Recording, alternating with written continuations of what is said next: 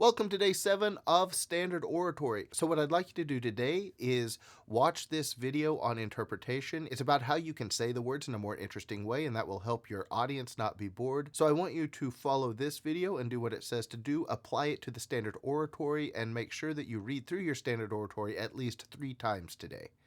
1, 2, 3, go. Look at this lighting. It's like a Hitchcock film. You see how I'm cut up by the shadows from the blinds? I'm troubled. I must be dealing with some kind of mystery that I can't solve. Maybe I've committed a crime and I don't know how to get away with it. Maybe there are just blinds next to me. Welcome to day 6 of Interp. As we begin this second week in our journey through interpretation in speech and debate, I wanted to remind you the importance of trusting the process. We live in a really fast-paced world. Everything about our world right now wants us to speed up and shorten our attention span. It's not just social media, it's everywhere. I tend to talk really quickly because I know if I don't talk really quickly, I might lose your attention. And if I take a break, somebody's going to raise their hand and want to go to the bathroom, and then, everything falls apart. So even I have to remind myself sometimes to slow down and trust the process. Essentially, we're all kind of lazy. And that makes sense because we want to conserve our energy to, run from lepers and things like that. But the truth is, we need to avoid the kind of thinking that wants us to skip ahead to the end and just do the assignment so that we get the points and we can move on with our lives, and maybe we can catch up on homework from another class or check out TikTok or whatever it is. So it's just important to realize that anytime you're engaged in a creative process, which is what this is, you have to have a certain amount of patience and faith that if you do each step the way you're supposed to do each step, it will lead to something. And that's the deal I'm making with you. So I just want to remind you of that. Don't skip ahead. Trust the process. In that first week of doing this, I got a lot of questions from people who would come up to me and ask me what the next step is when the video me just told them the next step. So if you have to rewind, check it out again and make sure. And it's not that absolutely you can come ask me questions, but make sure that you're really focused on the process and have a little bit of faith, because it will pay off. So let's talk about today. In literature, you have something called the onomatopoeia. That's when a word sounds like the thing that it represents: crash, bang, boom, those kinds of words, right? Today, I want to reverse engineer some onomatopoeias, which means that I want to start looking at language and seeing if we can use certain words as sound effects the way onomatopoeia is.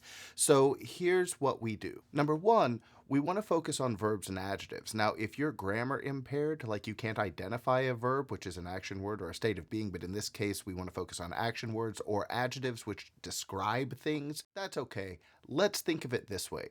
There are 3 ways to say a word. Number 1, there's neutral. The neutral way of saying any word is the way you say it when you're reading in class. So if the sentence is Jill launched herself across a table, you just say Jill launched herself across the table and you're good to go. It's just neutral. It doesn't really mean anything other than the words themselves. Now, because I am interpreting that sentence, I want to play with it a little bit. So there are 2 things you can do. You can embody a word, or you can judge a word. And so that's what I want to talk about. So what does embodying a word mean? Look at that sentence again. Jill launched herself across the table. I want to take that verb launched and I want to embody that. And what I mean by that really is essentially turn it into an onomatopoeia, turn it into a sound effect. So it could be something like Jill launched herself across the table. And that's a totally different way of saying it. It's more energetic and it's more exciting. It could be Jill launched herself. So anything like that. But it's not just a straight reading. It's not a neutral reading of the sentence or of the word. You embody the word. You give it personality or character. In other words, you use it as a sound effect. The second thing that you can do is judge a word. So I'm going to use the word Jill and I'm just going to judge it. Jill launched herself across the table. So you know exactly how I feel by the way I said Jill. So those are 2 things to keep in mind. Now, not every sentence needs embodiment or judgment, but you need to sprinkle quite a bit in if you don't want your audience to get bored, because those sound effects, the way you say those words, help them understand the script, and that's the whole point of being an interpreter. So that's what we're going to do today.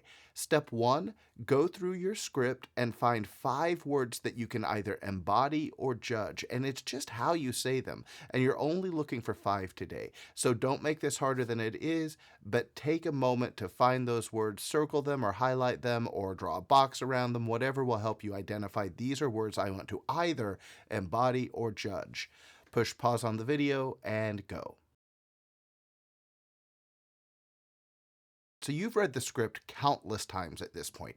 You've done a lot of basic character work, which is fantastic, a lot of character analysis, so you know who these characters are, you know what their voices are, you know what their facial expressions are, you know their physicality, or at least you're starting to know their physicality. And now we're going to either embody or judge the heck out of these pieces. So what I want you to do in step 3 is talk to a wall. If you have a partner, do this with your partner. If this is a solo event, do it by yourself. Literally go somewhere and do this out loud, but you've got to do it all now. So you're going to do your facial expressions, you're going to do your voices, you're going to do any kind of physicality you've developed, and you're going to embody and judge at least the 5 words you've identified. Here's the thing, it should be getting more and more fun to go through the script.